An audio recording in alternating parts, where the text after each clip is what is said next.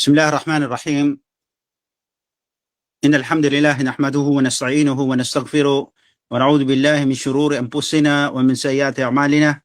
من يهده الله فلا مضل له ومن يضلل فلا هادي له. أشهد أن لا إله إلا الله وحده لا شريك له وأشهد أن محمدا عبده ورسوله صلى الله عليه وعلى آله وأصحابه ومن تبعهم بإحسان إلى يوم الدين. أما بعد. Ang pagpupuri ay para kay Allah lamang, pinapapurihan natin siya, inaasahan, hinihinga ng kapatawaran at sa kanya tayo nagbabalik loob. Tayo magpakupkop kay Allah laban sa kasamaan ng ating mga sarili at kalaswaan ng ating mga gawa. Sino man ang gabayan ni Allah ay wala nang makapagliligaw pa sa kanya, at sino man ang pabayaang maligaw ni Allah ay wala nang makapaggagabay pa sa kanya. Tayo sumasaksi na walang ibang Diyos na dapat sambahin maliban kay Allah na walang kaparis. At tayo din na sumasaksi na si Muhammad ay alipin at sugo lamang ni Allah. Nawa ang pagpapala ni Allah sa kanya at kapayapaan, ganun din sa kanyang kapamilya, sa kanyang kapanalig, ng sama-sama at pagkatapos. Sinabi ni Propeta Muhammad sallallahu alaihi wasallam, wa ahsana al-hadithu kitabullah wa khairul hadi hadi Muhammadin sallallahu alaihi wasallam wa syarrul umur muhdathatuha wa kullu bid'atin dalala wa kullu dalalatin finnar. Tunay po ang mainam na salita o wala nang totoo pang salita na masihigit sa salita ni Allah, ang Quran, at wala nang ibang pinakamainam na gabay kundi ang gabay ni Propeta Muhammad sallallahu alaihi wasallam. Tunay po na ang malang bagay mula sa sabi-sabi at lahat ng sabi-sabi ay imbento at lahat ng imbento ay kaligawan at lahat ng mga ligaw, yuhulog ni Allah sa apoy ng impyerno. Nawa ay ilayo tayo ni Allah patungkol dito. Sabi natin, noong nakaraan linggo ay tumalakay tayo, sabi natin, patungkol sa pagdiriwang ng mga walang paniniwala na siya namang ipinagbabawal sa atin dahil ito ay mayroong kinalaman sa ating pananampalataya. Nakakalungkot po isipin na may mga Muslim, sinabi natin na sila'y nag-aangkin ng Muslim, ay nakikilahok o nakikisali sa pagdiriwang na ito. Kahit alam natin na ang mga ito ay pinagbabawal lang mahigpit sa ating relihiyon. Sabi natin, bakit nga ba nagseselebra ng Christmas ang 3 bilyong Kristiyano sa buong mundo ng December 25, taon-taon? Ay, wala eh. Kasi ayon po sa kanila, pakimute po yung mic ng iba, press, para hindi maistorbo yung iba nakikinig. Ayon sa kanila, dahil ang Kristiyano sa buong mundo ay naniniwala na si Jesucristo ay anak ng Diyos, ay pumarito sa kalupaan, pinanganak ni Birheng Maria sa Sabsaban, sa Bethlehem, sa tulong ni Jose na karpintero upang tapusin o wakasan ang paghihirap ng mga tao at upang tubusin ang kanilang mga kasalanan. Dahil ayon sa kanilang pananaw, tulad ng binanggit natin na dahil daw sa mahal ng Diyos ang mga tao at ngunit dahil sa kanilang mga kasalanan ay hindi sila pwedeng basta patawarin ng Diyos basta-basta, ay kailangan niyang ipadala si Jesucristo dito sa lupa. Kailangan daw manaog, bumaba ni Jesus sa lupa. At kailangan niyang ipagbuntis ni Birheng Maria at ipanganak para panagutin sa kanilang mga kabalbalan at kasalanan na kanilang mga pinaggagawa. Kaya dahil dito, kanilang sineselebra ang Christmas taon-taon bilang pagpapasalamat nila sa Diyos at lalo na kay Jesus na anak ng Diyos na magpapapako sa krus dahil sa kanilang mga kasalanang ginawa. Ang pagseselebra ng Christmas ay alam nating haram o ipinagbabawal sa Islam dahil ito ay may kinalaman sa shirk o pagtatambal sa pagsamba o pagkilala kay Allah. Sabi nga natin, binanggit natin, ang isa sa mga kawaid o pamantayan na binanggit sa aklat, sa Islam, no? Sabi natin, Muhammad bin Abdul Wahhab, at-ta'rif al-Islam huwa taslim lillahi bitawhid, inqiyad lahu bitta'ah, wa bari'u min asyirk wa ahli. Ang kahulugan daw ng Islam, ito yung pagsuko kay Allah sa kanyang tawhid o kaisaan sa pagsamba, pagtalima, sabi natin, o pananatili sa kanyang pagsunod, sa kanyang mga pinag-uutos at pinagbabawal, at ganoon din paglayo sa syirk at anumang may kinalaman dito. At sinabi natin sa ating kapanahunan, hindi ito pinaiiral o hindi ito ginagawa ng mga karamihan. No? Marami sa atin ang hindi lumalayo sa gawaing shirk, kahit sila'y nag-aangkin na sila'y Muslim. No? At anumang mga may kinalaman dito ay pilit pa rin sinasalihan, nakikijaming sila, no? Sa bagay na ito, imbes na iwasan. At nagbigay tayo ng halimbawa, walang iba dito kundi ang Kapaskuhan. Subhanallah, may mga Muslim tayo naririnig at nagsasabi na hindi raw sila naniniwala kuno na si Jesus daw ay Diyos o bugtong na anak ng Diyos. Pero marami sa atin, makikita natin mga Muslim, nakikiselebrate ng Pasko. May mga nagsasabi pa na kumain kami sa Christmas party kasi halal daw yung pagkain o handa. Wala naman daw baboy, wala daw alak. No? Tapos may mga dala pa silang, ano yung binanggit natin? May mga exchange gift. Astaghfirullah. No? Meron pa mga magulang na pinapayagang dumalo o sumali ang kanilang mga anak sa Christmas party. Kasi bakit daw? Dahil, sabi nila, kailangan bumili na isusuot sa school, no, para maka-attend sa Christmas party. Kasi kung hindi raw nila gagawin yon at di sila bibili ng pangregalo, pang-exchange gift, ay bababa ang grado ng kanilang anak. Astaghfirullah, no?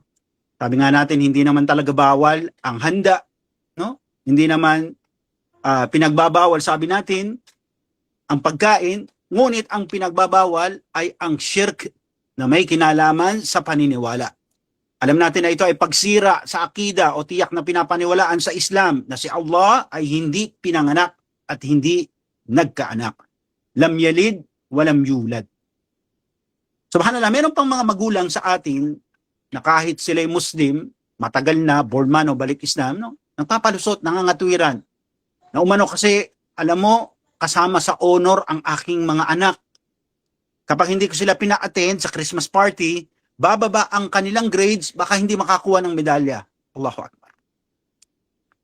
Mas gugustuhin pa ng mga Muslim na ito na magulang, na parusahan sila ni Allah at makihalo sa gawaing shirk ang kanilang anak.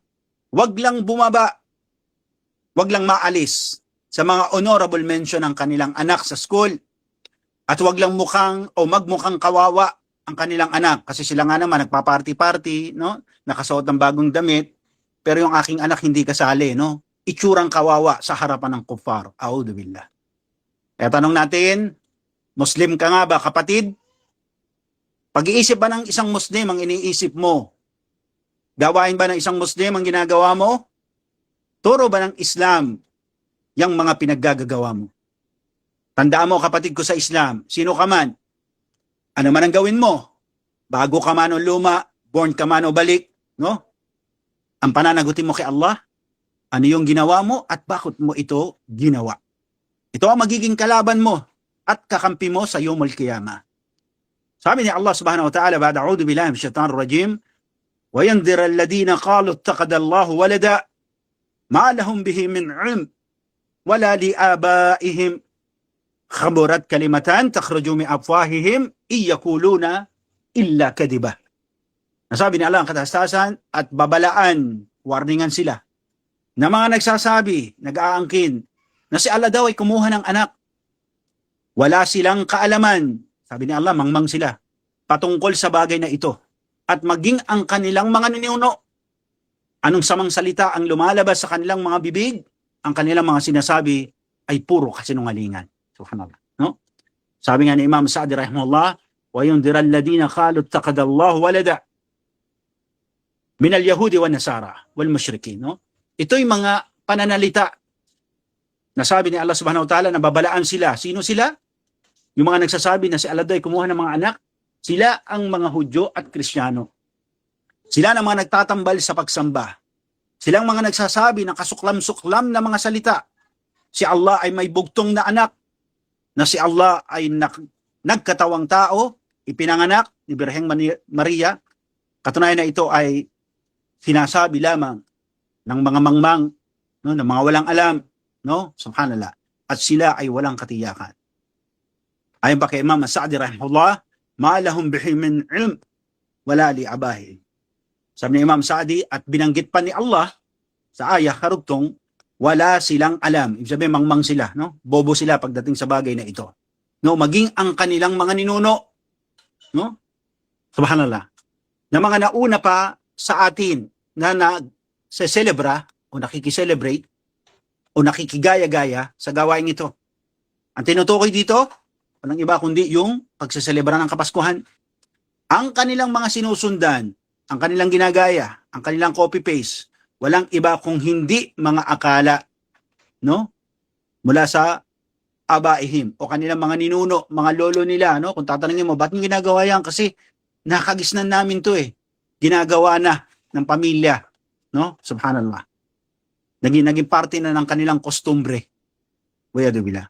Sabi pa ni Imam Sa'di rahimahullah, na sabihin ni Allah subhanahu wa ta'ala, kaburat kalimatan takhruju min afwahihim, iyakuluna illa kadiba. Sabihin ni Allah, anong samang salita ang lumalabas sa kanilang mga bibig, no? Na kanilang sinasabi ay puro mga kasinungalingan. Ano ang bagay na ito? Yung sinasabi nila na si Allah ay may bugtong na anak o na si Allah ay nagkatawang tao, na ang Diyos o bugtong na anak ng Diyos ay nanahan sa sinapupunan ng isang babae. Pagsira po to sa pagwasak to sa pagiging Panginoon ni Allah subhanahu wa ta'ala, yung tinatawag natin na rububiyah o yung pagiging iisa ni Allah o yung tinatawag natin na uluhiyah. Ang walang kapintasan at kataas-taasan, alam natin, ay walang kapanganakan at di pinanganak. Lahat ng kanilang sinasabi ayon kay Allah ay puro illa kadiba. Puro kasinungalingan. Sinabi pa ni Allah subhanahu wa ta'ala, kala Allah ta'ala, paman adlam mimman iftara ala Allahil kadiba.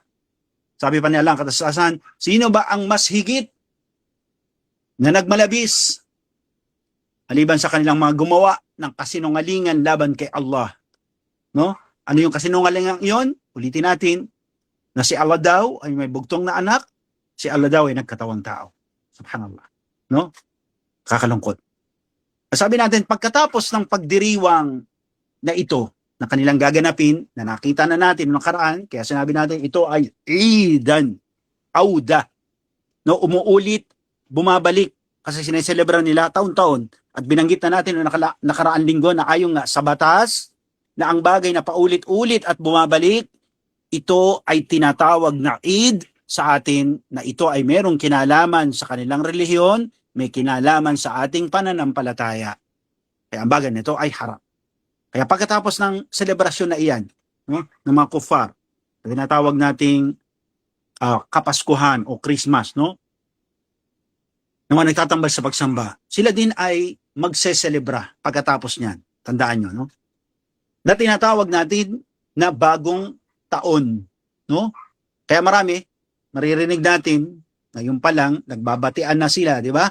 Kapag yung isa bumati ng Merry Christmas, sasabihin naman ng isa, Happy New Year, maligayang bagong taon, prosperous New Year, manigong bagong taon, etc., etc., etc. Marami pa sa mga kupar at musyrikun na ang bumibili o namimili ng lusis. Kamakailan lang sa balita, di ba? Merong nasunog na naman, nagawaan ng paputok sa Bulacan at nire-raid nila yung mga nagtitinda ng paputok, lusis, pailaw, no?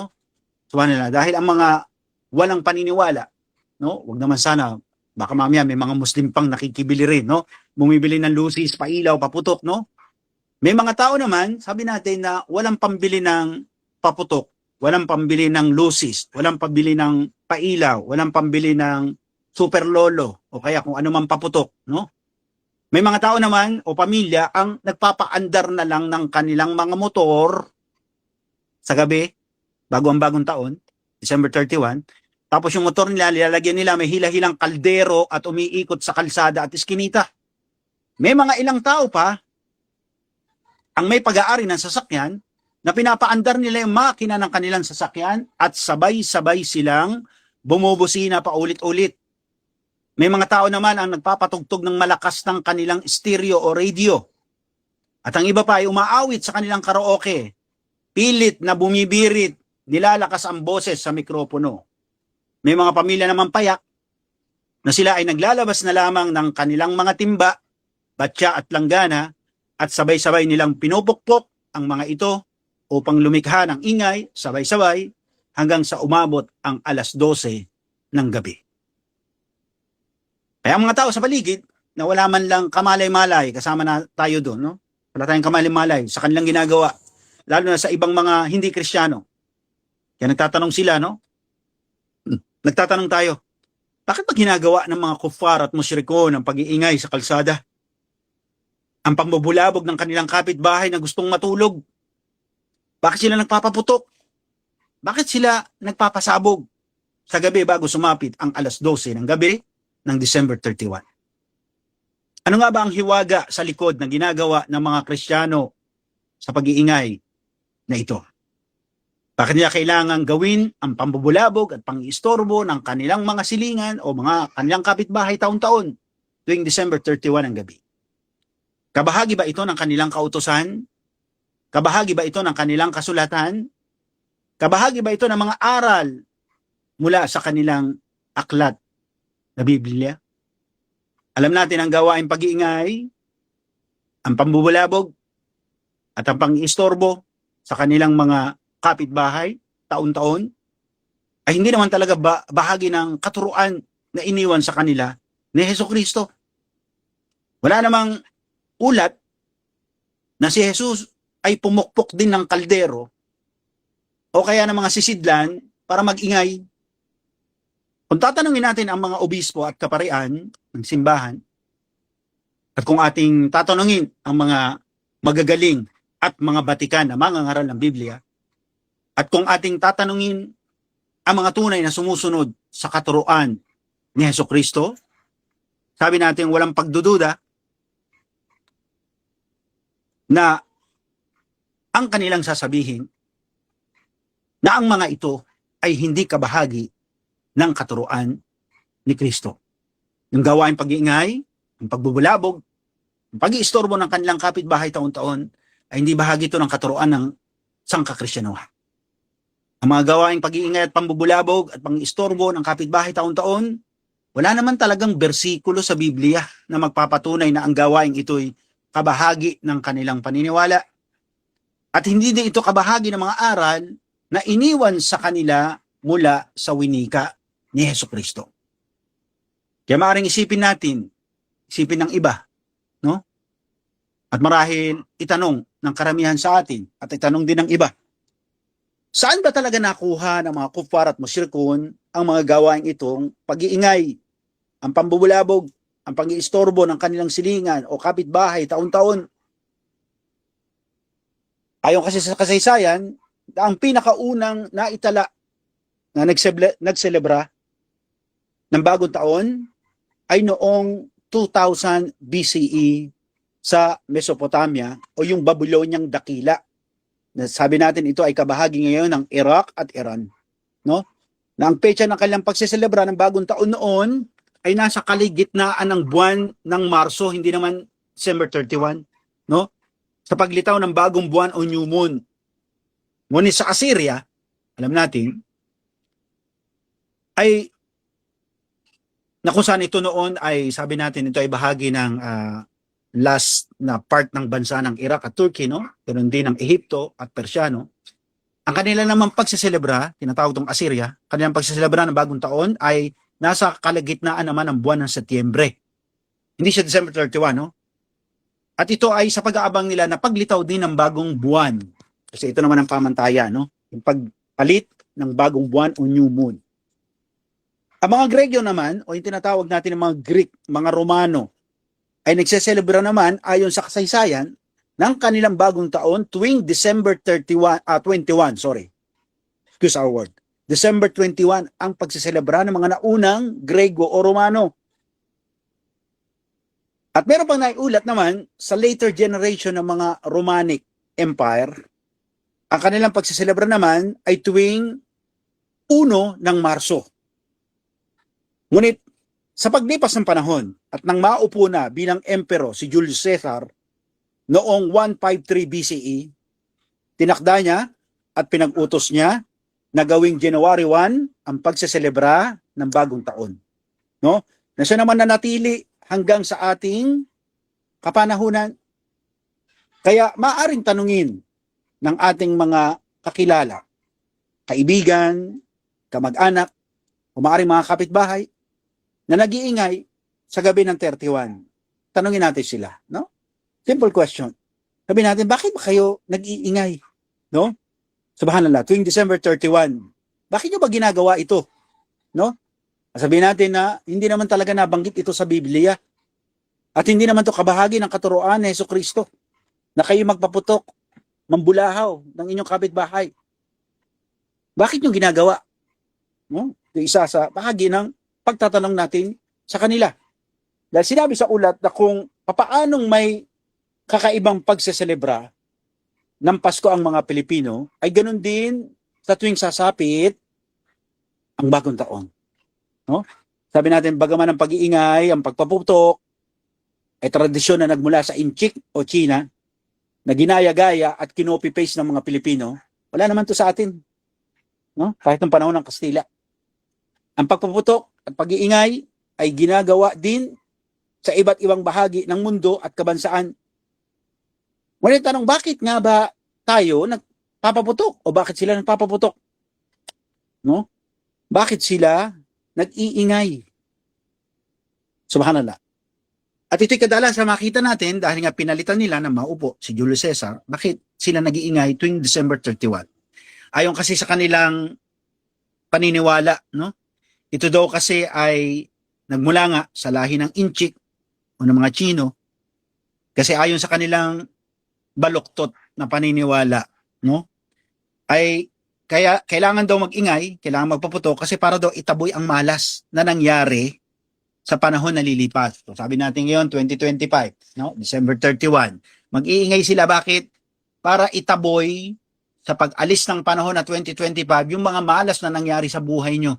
Kaya kayo kailangang mag-ingay at magpaputok. Alam nyo ba yan? Subhanallah. Kailangan daw itaboy para hindi na sumama sa pagpasok sa 2026. Saan nagmula? Sa paniniwala ng Inchik. Ano ang mga Inchik? Mga Budismo. Hindi sila Kristiyano. No? Hindi sila Judaismo. Bakit ginagaya-gaya ng Pilipino?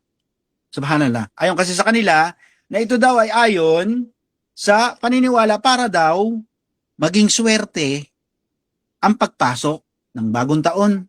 Para daw umalis ang masamang espiritu ng kamalasan kung ito ay bubugawin mo sa pamamaraan ng pagpaputok at pag-iingay. Subhanallah.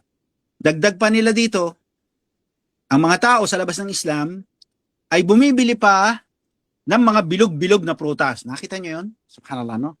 Bilog na may ang simbolo daw na magdadala ng biyaya. No? O kaya yung risky, no? O yung risk, bibigay daw yon kung kailangan mo bumili ng mga bagay na bilog, mag-display ng bagay na mayroong bilog, magsuot ng damit na mayroong bilog. Subhanallah. Kaya nabibilog yung ulo no? Dahil mahilig sa bilog. Subhanallah. Kasi ito daw ay tanda na magdadala ng swerte sa pagpasok ng taon. Ang iba sa kanila, nagsusuot din ng mga makukulay na damit, no? Polka dots, iba-ibang kulay ng bilog, no? Subhanallah. Nagmistuala na silang mga kengkoy o kaya modelo ng McDonald's. Subhanallah. Subhanallah. Ito daw ay mga gawain na makatutulong para dumating sa kanila ang biyaya. Alam natin na ito ay mga gawaing pagano. Walang batayan sa relihiyon. Kaya pagkakaingatan ng mga Muslim o nag-aangkin na Muslim, na kayo makigaya-gaya dito, no? Dahil warak, sira, destroyed ang akida nyo kapag ginawa nyo to. Ang biyaya nagbumula kay Allah, no? Hindi sa bilog-bilog, no? Subhanallah. Kaya alam natin na ito ay dapat pagkaiwasan at dapat layuan dahil ito ay bagay na sisira sa iyong tiyak na pinaniniwalaan, walang iba kundi ang tauhid at akida. Kaya sabi na, ano bang kinalaman ng pag-iingay at pagtaboy ng malas? At ano ang kinalaman ng mga bilog sa bagay sa pagdala o pagdating ng biyaya o swerte sa iyo? Ayon sa kanila. Sa Islam, walang swerte, no? Lahat ng bagay nakatanda, no? Wala tayong swerte sa Islam. Lahat ay takdir ni Allah subhanahu wa ta'ala. Sabi natin, no, tayo ay 4 na bulan, no, 120 days pa lang tayo sa ating tiyan ng ating ina, pinasulat na yun ni Allah. Kaya walang bagay na darating sa inyo, maliban yun ay tinakda, pinasulat ni Allah. At walang bagay na hindi dadating sa inyo dahil yun ang bagay na tinakda ni Allah. Walang such thing as swerte. Kaya ingat kayo, ha? Subhanallah, Muslim na po tayo, hindi tayo Kristiyano. Okay? Walang bagay na swerte o magdadala ng swerte. Sabi ni Allah subhanahu wa ta'ala,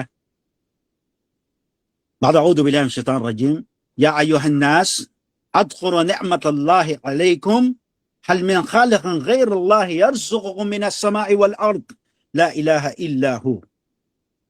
Sabi na lang, katastasan, o kayong mga tao, alahanin ninyo ang mga pala o biyaya sa inyo ni Allah, Meron pa ba kayong alam na ila o Diyos maliban kay Allah na nagbibiyaya sa inyo mula sa kalangitan at kalupaan? Walang Diyos maliban sa Kanya na tunay na bumabawi ng ating mga buhay. No? Subhanallah. Again, wala pong swerte sa Islam. May mga nakasanayan pa ang mga tao sa labas ng Islam na sa pagsapit ng bagong taon, sila ay sumusulat sa papel. No? O kaya kanilang diary o yung kaya personal email nila. Na ito yung tinatawag nila na New Year's Resolution. So ano nga ba itong New Year's Resolution? No? Kasi ayon sa kanila, na ito yung mga bagay na nais nilang baguhin sa kanilang sarili sa darating o pagsapit ng bagong taon.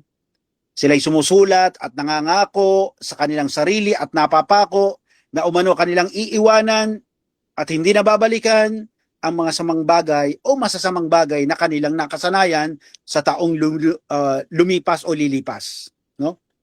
At sila daw ay muling nangangako sa kanilang mga sarili na sila ay gagawa na daw ng kabutihan sa pagpasok ng bagong taon. Halimbawa, no? Sabi natin, may mga tao na sa labas ng Islam na umano noong 2024, no? Sila daw ay naglalasing. Ngunit sa pagpasok ng 2025 ay hindi na daw sila maglalasing at iinom na lang daw ng kakaunti o tatagay na lang, hindi na maglalasing. Audbillah. Ang iba naman daw sa kanila nagsasabi, nangangako sa kanilang sarili at napapako, noon daw 2024, sila daw ay naglalaro ng sabong. Ngunit sa pagpasok daw ng 2025, hindi na daw sila magsasabong at tataya na lang sa loto at aalagaan ang numero na kanilang paborito. Astaghfirullah. No? Ano bang pananaw ng Islam patungkol sa New Year's Resolution? No? Sabi natin, ang pagbabago sa sarili, mga kapatid ko sa Islam, o pag-iwan sa karumihan at kasalanan ay tinatawag sa Islam bilang tauba. Ito ay pagsisisi, pagbabalik loob kay Allah. Sabi nga natin, ito ay pag-U-turn, kaya siya tinawag yatub, no? Kasi pagbalik yun eh. Kumbaga, lumalakad ka pa diretso, alam mo na naligaw ka na, babalik ka. Ito yung tauba, no? Pagbabalik loob sa Diyos o paghingi ng tawad kay Allah. Yung New Year's resolution nila, sa atin tinatawag tong tauba, no? Qala Allah Ta'ala, "Watubu ila Allah jami'an ayyuhal mu'minun la'allakum tuflihun." Sabi niya lang katastasan, at magbalik loob kayo kay Allah ng sama-sama o kayong mga naniniwala upang kayo ay maging matagumpay. Subhanallah. No?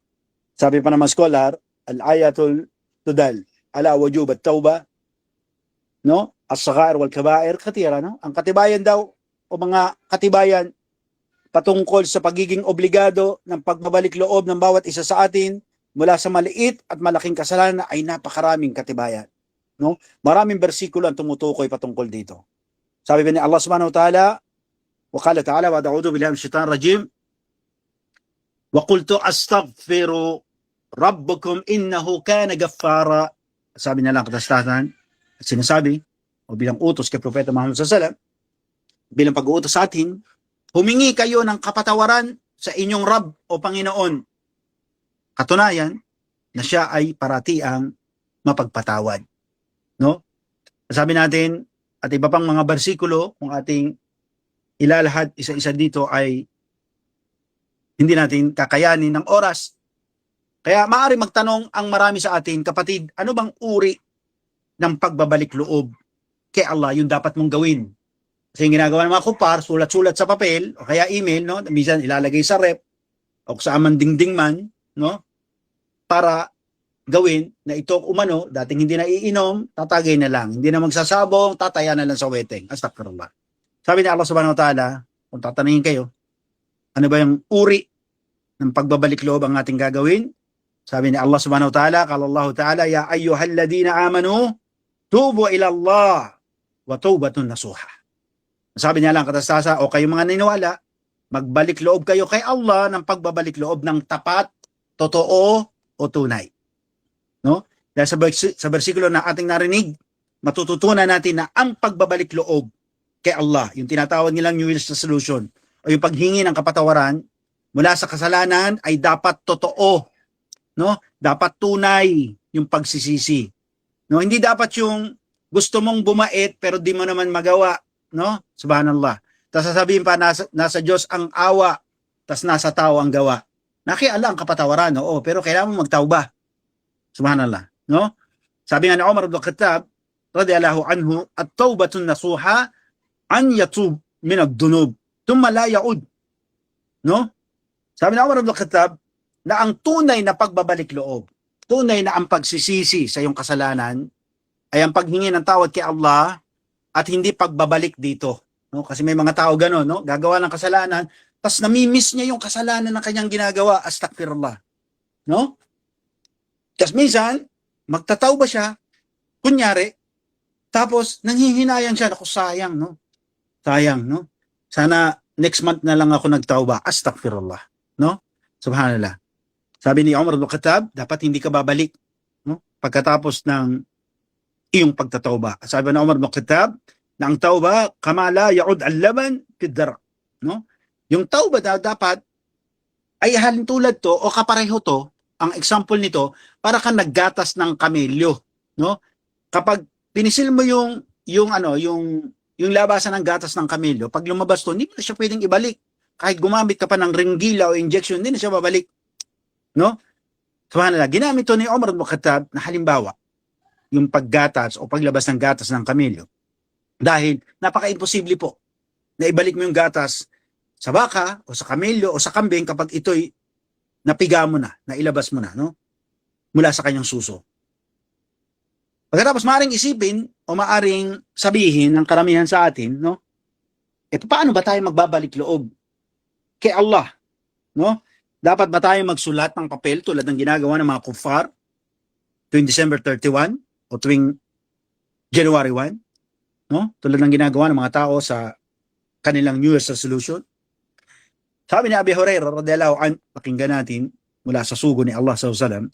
Wa Abi Hurairah radhiyallahu anhu, qala sami'tu Rasulullah sallallahu alaihi wasallam yaqul, walillahi inna astaghfirullah wa atubu ilayh fi tawba akthara min 70 marra, o kama qala sallallahu alaihi wasallam. Sabi ni Abi Hurairah, kalugdan nawa siya ni Allah, na kanya-anyang narinig na sinabi ng sugo ni Allah sallallahu alaihi wasallam, sumpamang kay Allah, ako'y humihingi ng tawad kay Allah at nagbabalik loob sa Kanya sa bawat araw na mas higit na 70 beses. Yung pagsasabi ng astaghfirullah, astaghfirullah, astaghfirullah, astaghfirullah, no? Alam natin ang propeta Muhammad sallallahu alaihi wasallam, ang kanyang kasalanan pinatawad na, no? Hindi niya pa man din ginagawa, pinatawad siya ni Allah subhanahu wa ta'ala. Ito'y pabor sa kanya. Dahil sa pagpili ni Allah sa kanya bilang sugo. Tayo kaya, no? Subhanallah.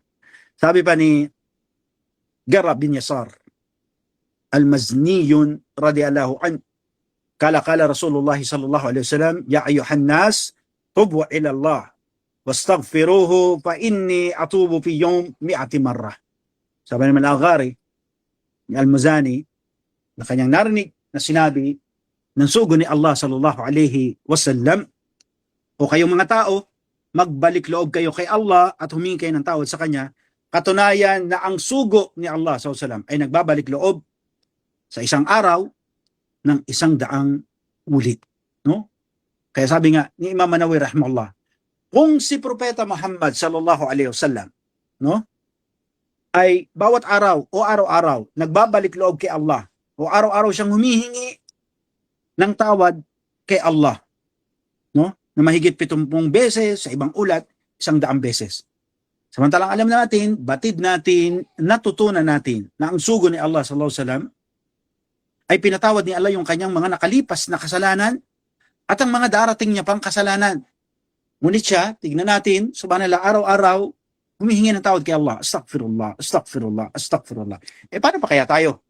Na isang Muslim, na subhanallah, karamihan sa atin, hindi tuloy-tuloy ang pagsasala. Hindi tuloy-tuloy ang pagdarasal. Minsan dadalo pa ng Jum'ah sa masjid, minsan hindi. Isang Muslim na walang modo sa kanilang mga magulang, paano pa kaya tayo magbabalik loob kay Allah? Paano kaya tayo humihingi ng tawad kay Allah? Sa iniwang bahagdan ng Propeta Muhammad sallallahu alaihi wasallam, ay tinuruan niya tayo na magbalik loob tayo kay Allah o humingi tayo ng tawad kay Allah araw-araw at huwag ialintala, huwag i-delay ang tauba. Sa anong dahilan? Dahil hindi natin batid kung kailan ang sundo natin. Hindi natin alam kung kailan tayo babawian ang buhay ng anghel ng kamatayan. Tapos ang mga tao sa labas ng Islam ay tuwing matatapos lamang ng taon, magbabago ng kanilang sarili. Tuwing bagong taon lamang, magbabawas ng kanilang kasalanan. Wayad billah. E paano na kung wala pang 31 ng December ay natigok ka na? Wala pang December 31, namatay ka na. Wala pang December 31, tumigil na ang paghinga. Subhanallah. No? Kaya pag-isipan ang bagay na ito. Huwag lang tayong gaya-gaya sa mga kufar na kesyo sila ay nagpapaputok, nag-iingay, no? Tapos sila ay gumagawa ng New Year's resolution, ay makikigaya ka rin. Meron tayong sariling pamantayan sa Islam. Tandaan nyo, sinabi ni Allah subhanahu wa ta'ala sa aya, Al-yawm akmaltu lakum dinakum wa atmamtu alaykum wa raditu lakum islama dinan. Sinabi ni Allah subhanahu wa ta'ala ngayon, sabi natin, no? Na kinumpleto ni Allah ang reliyong ito bago niya papapanawin si Propeta Muhammad sallallahu alaihi wasallam. At kinalugdan niya ang Islam bilang ating reliyon. Ito yung mga bagay na nais nating itanim sa inyong puso't isipan at nais nating iwanan sa inyo. Si Allah nakakaalam kung magkikita-kita pa tayo muli at maririnig pa natin ang bawat isa. Ang bagay na ito ay ating sinasabi at saksi si Allah subhanahu wa ta'ala bago pa man ang araw ng paghuhukom na ito'y binahagi namin sa inyo at pinaalala namin sa inyo. Hanggang dito lamang muna. Subhanaka wa bihamdik. Asyhadu an la ilaha illa ant wa nastaghfiruka wa atubu ilaik. Assalamualaikum warahmatullahi wabarakatuh. Back to you, press. Mabalik namin ang mikropono sa inyo.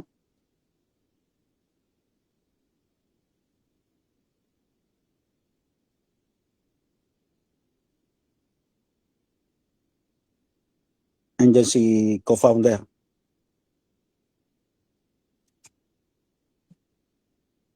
Okay, busy rin.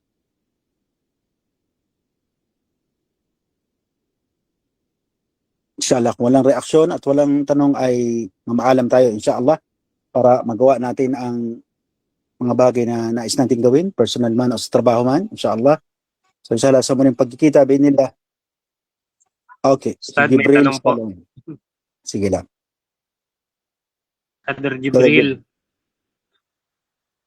Assalamualaikum warahmatullahi wabarakatuh po, ya Ustad. Gusto na warahmatullahi wabarakatuh. Yes, active rin. Magtatanong po ako sa pagiging ninong ko sa, nung Kristiyano po ako, Ustad, yung pagiging ninong ko sa mga kaibigan ko mga Kristiyano, ngayon na Muslim na ako, ikato na ba ang pagiging ninong ko sa nung Kristiyano, sa mga inanak ko ng mga Kristiyano, Ustad? Okay, so tatanong ko po kayo, no? Nung magdinong kayo, Kristiyano kayo o Muslim kayo? Kristiyano po, Ustad. Nung Kristiyano po ako, Ustad. Kristiyano. Okay, ngayon, second question ko, ngayon, Kristiyano ka o Muslim ka na? Muslim po, Ustad. Muslim. Tatanungin kita ulit, sa Islam ba o sa Muslim ba? Meron bang inaanak? Meron ba wala? Sagot. Bago na po ako nag-Islam, Ustad. Okay po. So sa atin, wala po tayong binyagan at anak. Kasi po kung tatalakayin natin ito, masyado mahaba, no? Babalik tayo doon sa paksain ng original sin na minanang kasalanan ng sanlibutan, no, mula kay Adan. At ito rin ang dahilan bakit sila nagseselebra ng Christmas. Tugtong-tugtong to, no?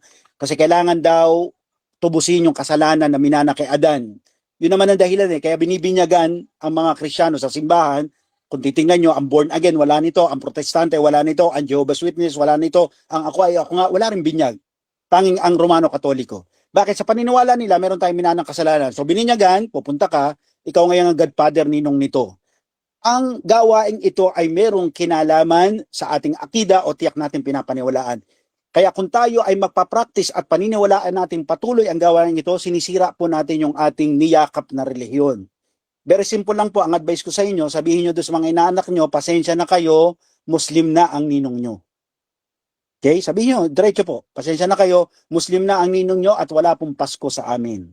Kasi ang Pasko ay merong kinalaman sa ating tiyak na paniniwala, kasi pinapaniwalaan nila na ang Diyos ay may bugtong na anak, na ang Diyos ay tatlong persona, no? Diyos Ama, Diyos Anak, Diyos Espiritu Santo. Sa atin sa Islam, Qul huwallahu ahad, Allahu samad, lam yalid, walam yulad, walam yakul lahu kufuwan ahad. Sabihin na ang Diyos iisa. No? Siya hindi pinangakat, di nagkaanak. Kaya ito ay totally up and down, no? Upside down itong paniniwala. Kaya hindi natin pwedeng tanggapin, hindi natin pwedeng sang-ayunan ang bagay na ito dahil ito ay labag sa ating pananampalataya. Advice natin muli, sabihin nyo lang po, Muslim na ang ninong nyo at wala pong Pasko sa Islam. Ilang po. Shukran po, brother. Sa kolong kairan po, ya Ustad. Barakallahu fiya, Jibril.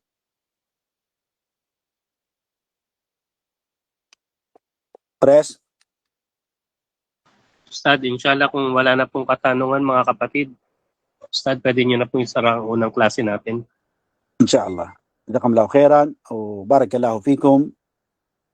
Subhanaka wa bihamdika, asyhadu an la ilaha illa anta, astaghfiruka wa atubu ilaik. Assalamu alaikum warahmatullahi wabarakatuh.